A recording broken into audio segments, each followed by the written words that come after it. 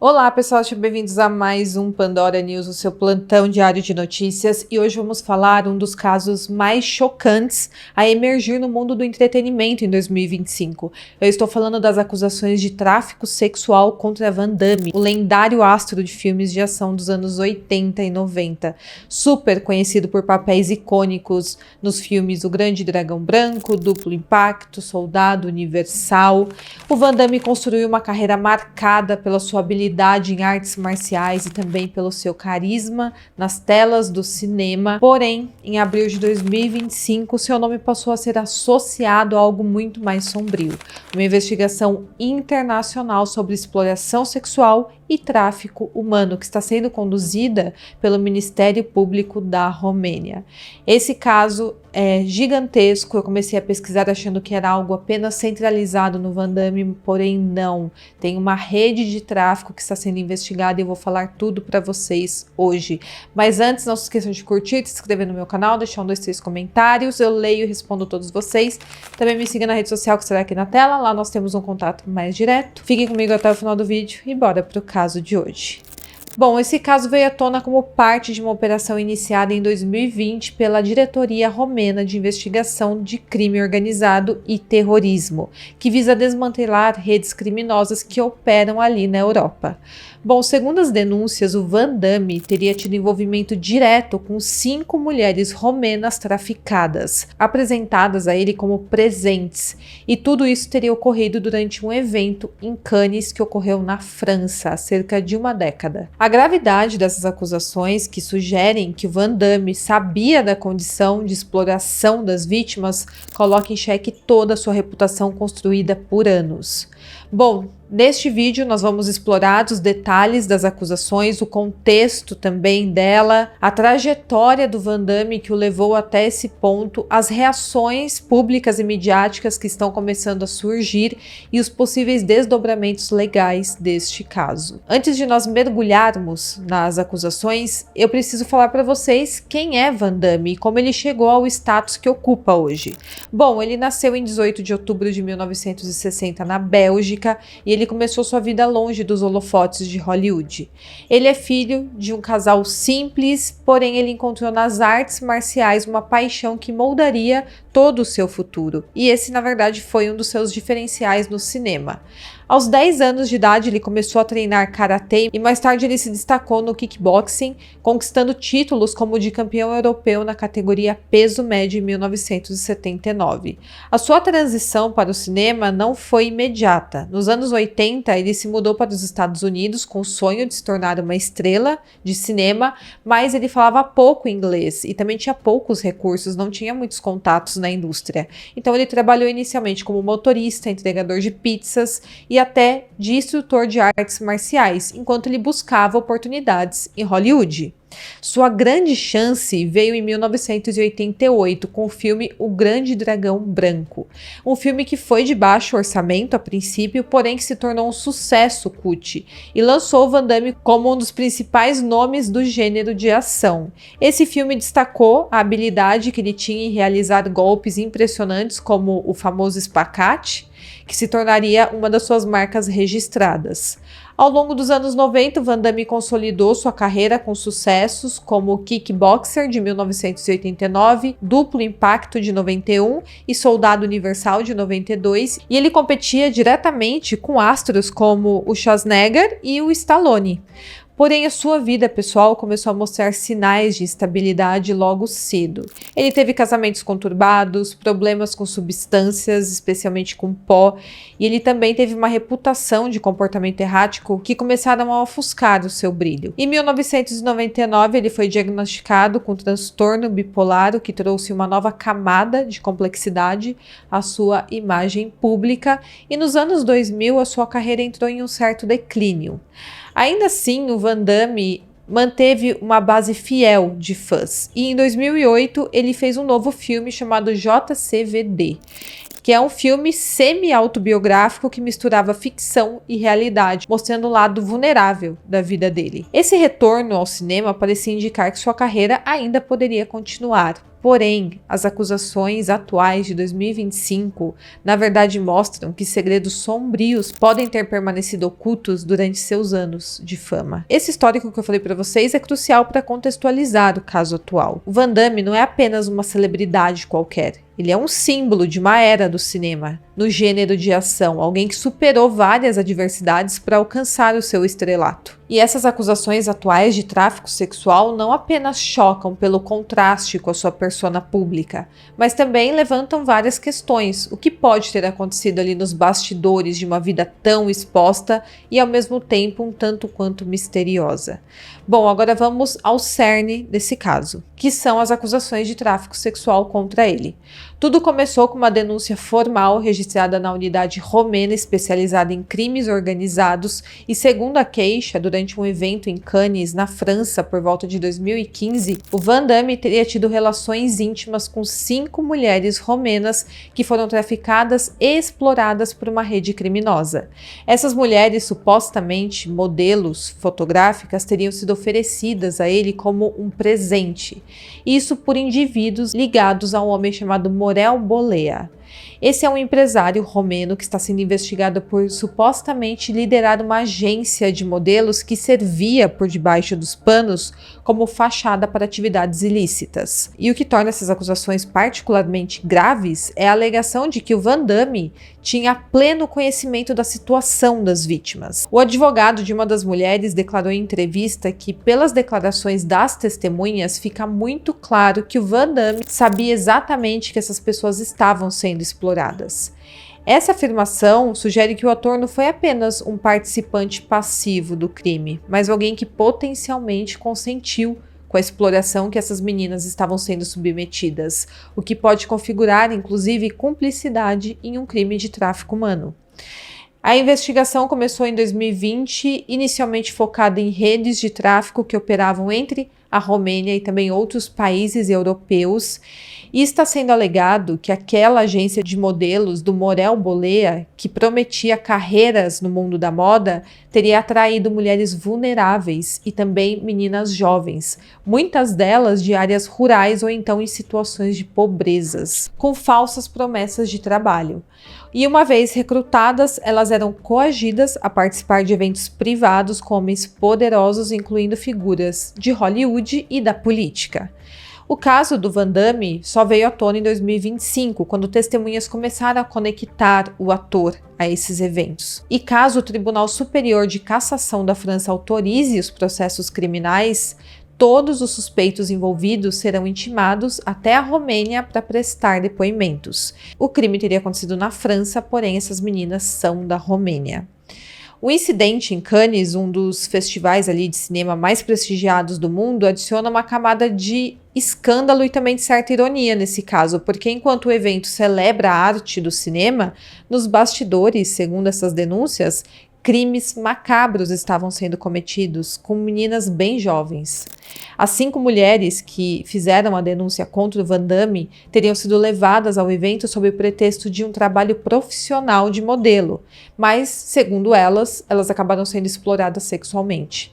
Há suspeitas também, ainda não confirmadas, de que algumas delas poderiam ser inclusive menores de idade na época.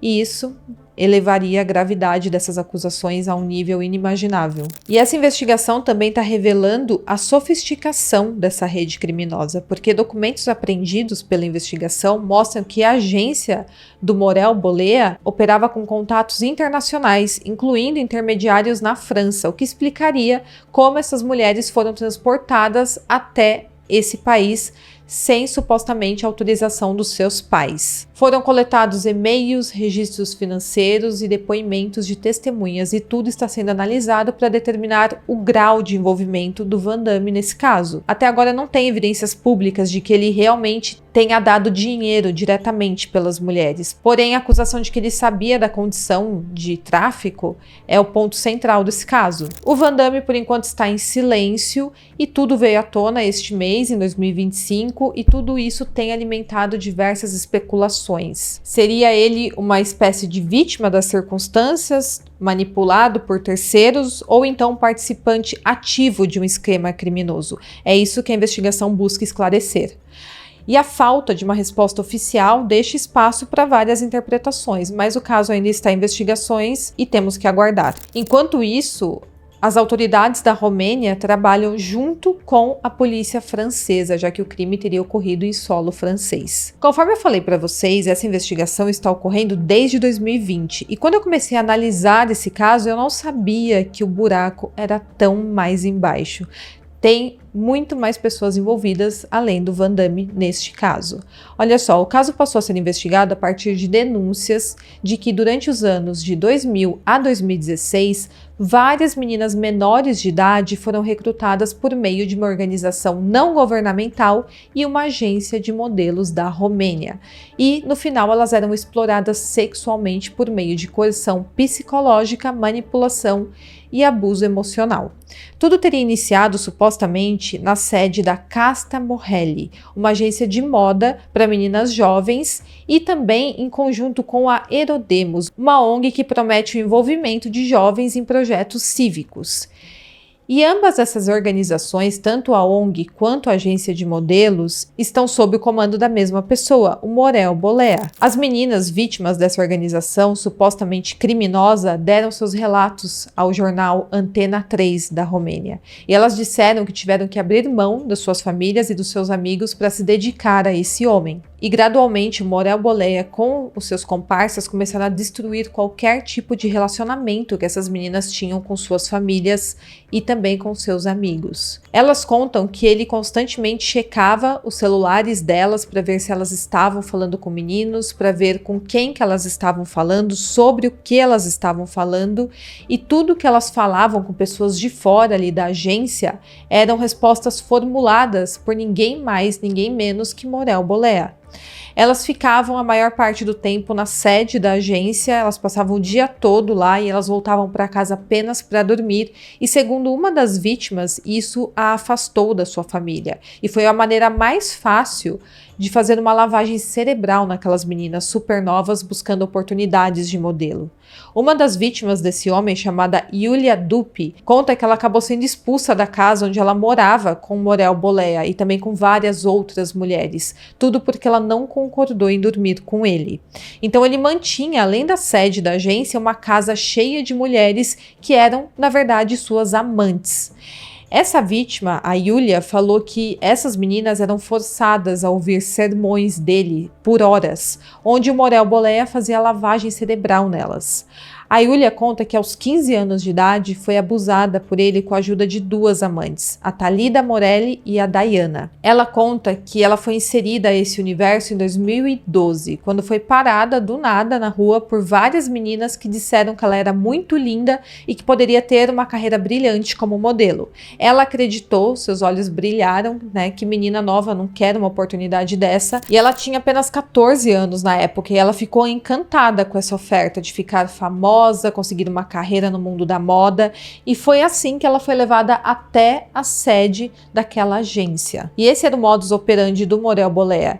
Ele usava as meninas da agência para atrair outras meninas. E uma vez que elas estavam ali dentro da agência, ele as manipulava para mantê-las ali dentro. E ele pegava principalmente meninas muito novas, porque é a fase que a menina é mais manipulável, né, que não sabe muito sobre a vida e acredita nesse tipo de oferta. Havia 15 meninas na equipe principal das duas organizações controladas por esse homem na época. E a Yulia foi até essa sede algumas vezes acompanhada da sua mãe e depois ela começou o seu trabalho, que inicialmente era voluntário. Após quase um ano, em 2013, ela foi selecionada para ir até a costa romena, onde ocorreram vários eventos com a Fashion TV. E então, depois que esses eventos terminaram, as meninas da agência insistiram para que eles ficassem mais alguns dias ali naquela viagem. E aí a Yulia conta que em uma noite ela estava dormindo com a Thalida e com a Diana e o Morel Bolea apareceu ali no quarto delas. As meninas disseram que ela não precisava ter medo, porque ele poderia sentir essa energia nela, essa energia do medo, e as duas meninas simplesmente saíram do quarto, deixaram a Yulia sozinha para que o Morel Bolea abusasse dela.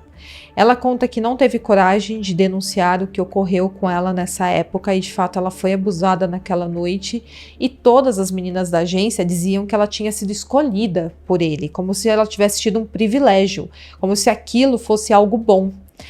Essa menina também não tinha qualquer amparo em casa. A Yulia sofria maus tratos, ela apanhava dos seus pais. Então, naquele momento, ela ficou sem saber para onde correr, a quem recorrer. Claramente, ela era uma jovem sem qualquer rede de apoio para explicar a ela que nada daquilo era culpa dela. Se ela fosse para sua casa, ela sofreria maus tratos e na agência, ela tinha ali dentro o seu abusador. Ela conta que, em sua maioria, as meninas escolhidas eram sempre meninas muito jovens e também, na maioria das vezes, virgens e sem uma base familiar. E foi exatamente assim que ela foi escolhida por ele para fazer parte daquele clã que ele formava. Em setembro de 2013, quase um mês após o abuso, ela cedeu à insistência das suas colegas de agência e retornou para perto deles. E as meninas a acolhiam de certa forma ali na agência e dizia que não era normal os pais dela a espancar, como acontecia com frequência. Então, de alguma forma, ela se sentia acolhida dentro da agência, mas em troca, ela tinha que estar perto do seu abusador. Por conta da denúncia feita após os pais da Yulia a espancarem, ela foi parar em um centro de acolhimento ali do país. E nessa altura, ela já tinha sido abusada por ele. E a polícia de alguma forma suspeitou que tinha algo muito sério acontecendo com ela. A polícia então a questionou sobre possíveis abusos, porém ela não disse nada. Acontece que o Morel Bolea fazia verdadeiras lavagens cerebrais na cabeça dessas meninas, e ele tinha colocado na cabeça delas que ele tinha conexão em todos os lugares, e se ele fosse denunciado, nada aconteceria, porque ele seria cobertado. Ela conta também que ele era uma espécie de guru para essas meninas e elas realmente tinham uma espécie de devoção a ele. Ela conta que as meninas chegavam a gravar os discursos de horas que ele fazia diariamente e depois ficavam ouvindo no fone delas, no celular, durante todo o dia o que ele dizia. E elas tinham inclusive que chamá-lo de senhor presidente e também de sua excelência.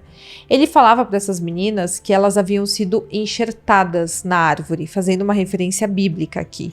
Mas neste caso, a árvore era ele. Ele também falava que elas tinham que ser muito gratas por respirar o mesmo ar que ele e que ir para a cama com ele era um privilégio. Então elas tinham que ficar felizes de serem abusadas por ele. E tem mais, as meninas faziam trabalhos de modelo, mas o dinheiro era todo controlado pelas meninas de confiança do Morel Bolea.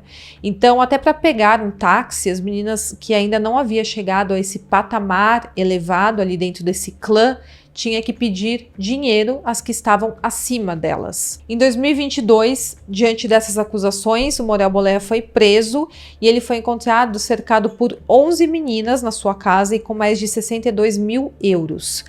Mas ele ficou detido apenas por 30 dias e a Corte de Apelação aceitou um recurso dos seus advogados e o libertou uma semana depois, sem impor qualquer medida restritiva, como, por exemplo, prisão domiciliar ou um controle judicial.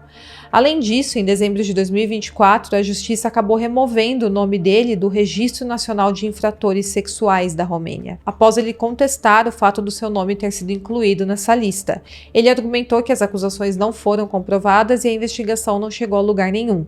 Então, hoje ele continua em liberdade, apesar das graves denúncias contra ele, e não tem um número exato exposto de mulheres que fez essa denúncia contra o Morel Bolea, essa informação é sigilosa, mas houve 3 vítimas que deram depoimentos detalhando os abusos que sofreram ao longo de 10 anos nas mãos desse homem. E todas elas eram proibidas de se relacionar com qualquer outro homem, caso ele não permitisse.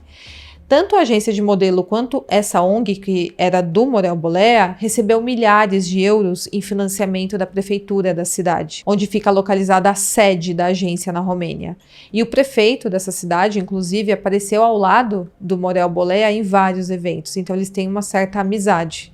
O prefeito alega que isso não é verdade, que ele não é amigo do Morel Bolea, porém uma ex-integrante desse grupo do Morel Bolea disse que o prefeito tinha acesso a algumas das meninas que trabalhavam ali dentro da agência e elas eram usadas como babás na casa do prefeito.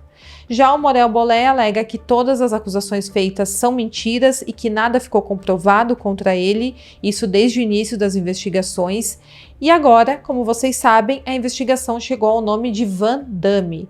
Mas o futuro desse caso depende de vários fatores, porque legalmente o próximo passo é a decisão do Tribunal Superior da França sobre a jurisdição desse caso. Se autorizado, Van Damme pode ser convocado para depor na Romênia ou então na França, e ele pode enfrentar inclusive acusações que variam de exploração sexual a cumplicidade em tráfico humano. E as penas, se ele for condenado, poderiam incluir anos de prisão, além de multas. E aqui, conforme eu falei para vocês, a presença de menores entre as vítimas, se confirmada, agravaria ainda mais essa situação.